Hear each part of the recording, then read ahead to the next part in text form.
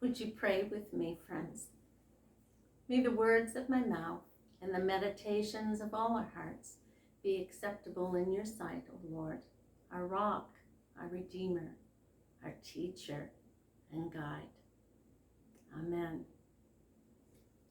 So this morning I wanted to share with you about a thought I had this week. It's about something we see every day, shadows.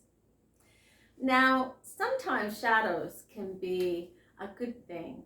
On a hot summer day, a shadow from a big tree can be a wonderful place to sit and rest and cool down.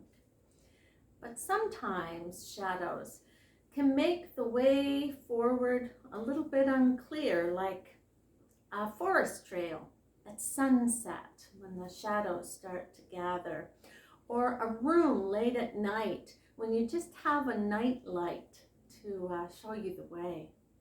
It can be challenging. We might be scared that we'll trip over something, or we might even bump into someone who's in the same space we're in, but we didn't see them. So we're talking about shadows today. Today, in our scriptures, the prophet Isaiah tells us about a people a long time ago that lived in a time of shadows. It was a shadowy time and place for people, and they found it really difficult to find their way forward to peace. Wars were happening, and there were people being treated very unjustly, very, very unfairly. And so Isaiah tells us that God's response to this was to send the great light into the world, Jesus. God sent Jesus into the world to show God's way more clearly. Today we find a Jesus at the seashore. You know, Jesus came into the world in a very ordinary place. And when he grew up and started his ministry, he continued to serve in ordinary places, ordinary people. And today on the seashore, he is there watching what's happening, and he sees people there. Some might be swimming, but he also sees some people working on their boats and their nets. And in his great light, he sees them very closely. He sees that they are people who are very skilled at using their nets. He sees that they are people who are respectful and loving, that they love God and they love their neighbors. And they use their nets to gather in fish to help feed their neighbors, families, and friends. And Jesus sees something else. He sees potential in them, in their skill at gathering in to serve, to help serve God's way, to help make changes, some godly changes in the world around them. And so he calls them. And he gives them new names, disciples and followers. And he gives their work title a new name. That he calls them now fishers of people. So today,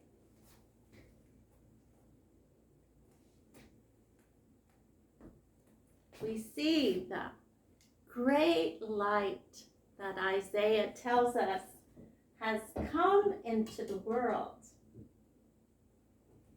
And we see that great light down by the seashore, asking the disciples to just use the skills that they have, be the people that they are, and use their skills to gather in people from shadowy times and shadowy places and share with them the light of God's love.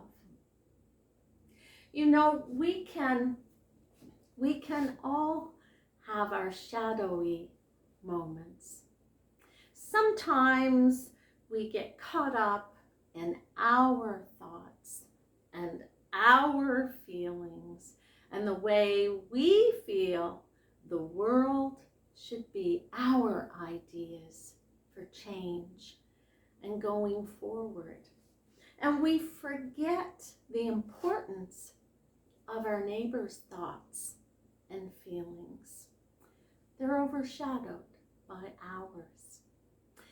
And how wonderful that Jesus comes among us,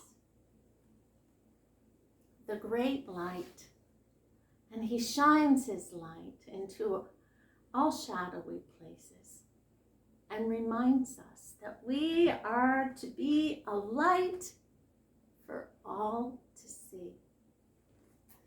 So on this Sunday, Jesus comes among us and he invites us to follow him as disciples and followers, and to use our skills to gather in people from shadowy places and to share the light of God so that we can see God's way forward.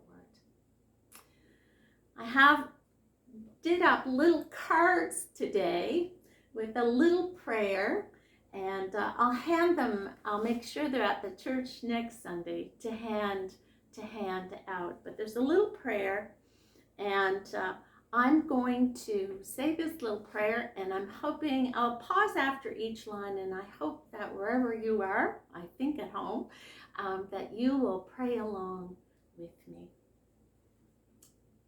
Dear God, help us to walk in your light. Help us to live in your light. May we use our nets to gather in your love and to share it with all people in all places. Amen. Blessings on your day, everyone. Stay warm and stay safe.